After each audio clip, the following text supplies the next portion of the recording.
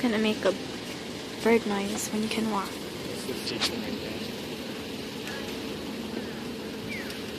You hear it?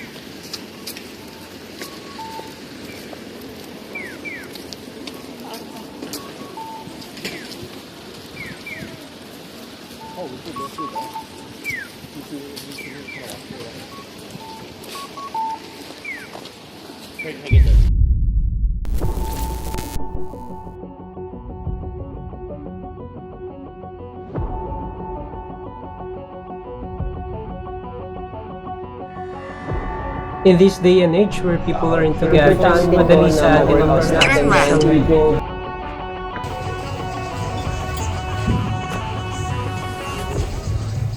Hi everyone, this is PT Jom, your physical therapy buddy, and today I want to talk about something that frustrates me. Not just as a physical therapist, but also as a citizen. Yung mga sidewalks natin, or should I say, yung functional sidewalks ng Pilipinas. As someone who works in health and rehabilitation, tinutulungan namin yung mga tao makarecover from their injuries, from their surgeries, yung mga na-stroke, people who are learning to walk again, to move again. But the reality is, once they step outside our clinics, they're faced with danger, not freedom. Our sidewalks are unsafe, uneven, and sometimes wala talaga, hindi naman. And this is unacceptable. So, nag-try ako mag-search sa Google para malaman lang kung ano yung description ng sidewalks ng Philippines.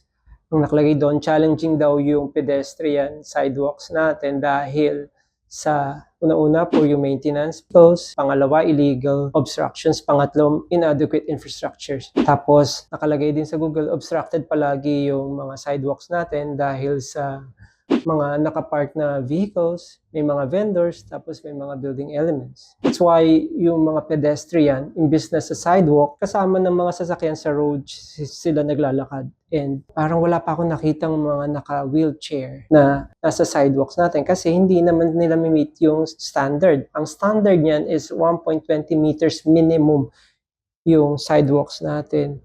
And clear dapat lahat yon. May rampa. As a physical therapist, alam namin yan kasi lumalabas sa board exam yan. May ratio pa yan, yung computation. Ang natatandaan ko, 1:12 yung ratio niyan para dun sa mga rampa. Yung iba may rampa tayo, pero sa isang side naman, sa kabilang side, wala na. Ito, tatawid ako. Ito may rampa to, pero tingnan nyo may rampa to, yan. Pero pagdating dito, so may rampa, bako-bako to. Kung naka-wheelchair ako, paano ako bababa dito sa kabila? Ito. Paano ako bababa dito? Wala rin.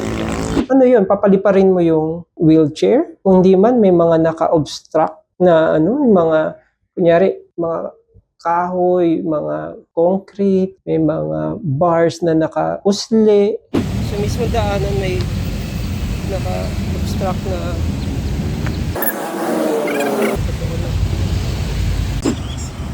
ano dito, nadadapa.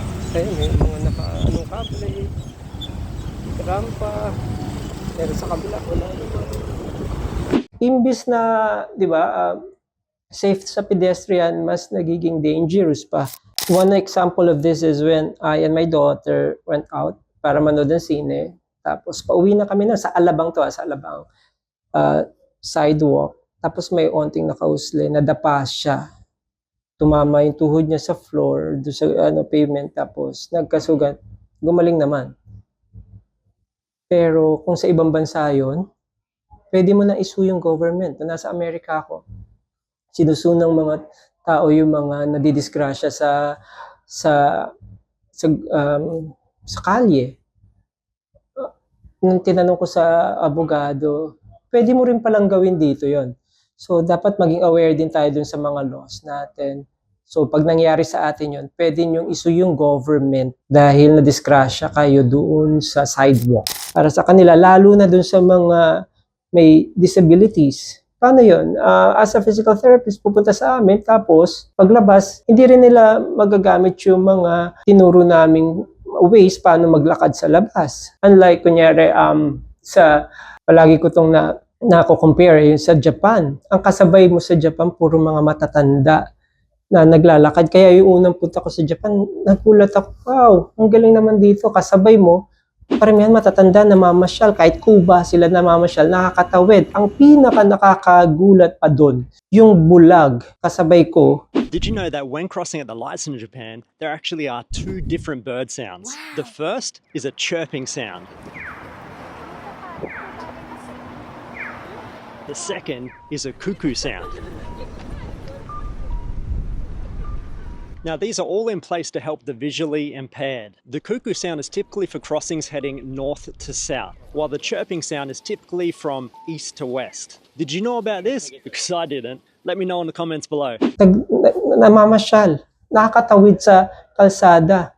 Bakit? Ultimo yung bulag, meron silang ways or system para makatawid, makapasyal yung mga may visual disability sa kanila, which is yun yung standard talaga dapat. Nung tinignan ko yung laws natin, meron tayong ganun dapat. So, hindi ko alam kung bakit nakakapasa yung mga ganung klaseng infrastructure. Kaya nga, sabi ko, kung sino nag-design yung sidewalks natin, kung sinong engineer ang nag-design yan, pasakayin dun sa wheelchair, siya yung papuntahin mo sa sidewalks, tignan natin kung magagamit niya yung sidewalk. Kasi yun lang yung way eh, di ba? So, ba't nakakapasa yung mga ganitong klaseng infrastructure? Eh, may standard naman tayo, nasa batas naman natin to.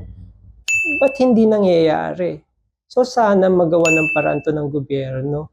Siguro hindi naman huli ang lahat, pero malaki-laking pagbabago sa sidewalks.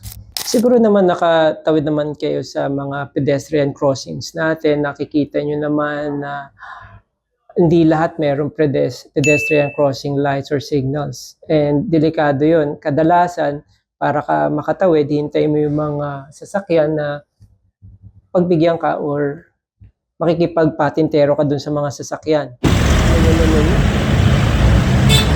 So, typical to sa natin, sa street natin, walang yun yung kadalasan. Wala tayong pedestrian crossing signal lights. Unlike kunyari, again, sa Japan.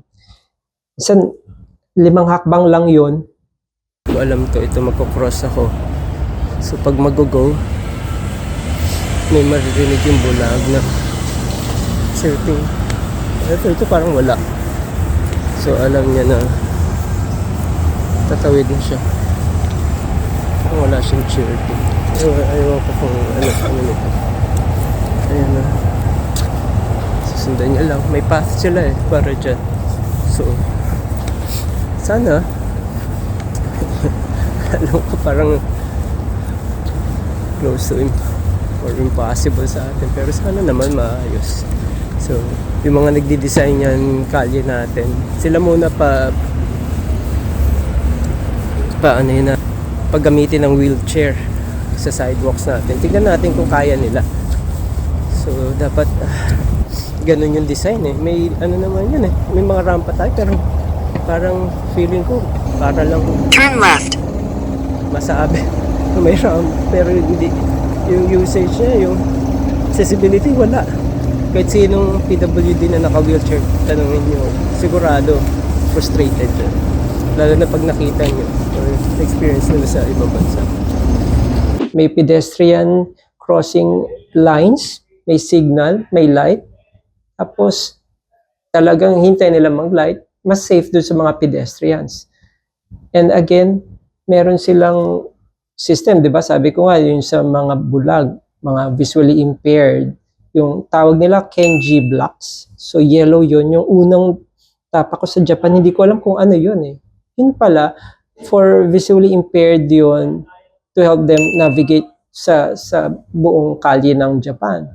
Nung pumunta ako sa Expo, merong Kenji blocks dun mismo sa Expo nila. Sobrang laki. Kahit dun sa pinakatuktok na ginawa nilang infrastructure para makalibot yung mga tao, meron din Kenji block. Kahit saan ka pumunta, merong Kenji blocks dun sa dadaanan. Well, in fact, parang wala ka naman makikitang bulag doon, pero nilagyan pa rin nila para maging fair sa lahat.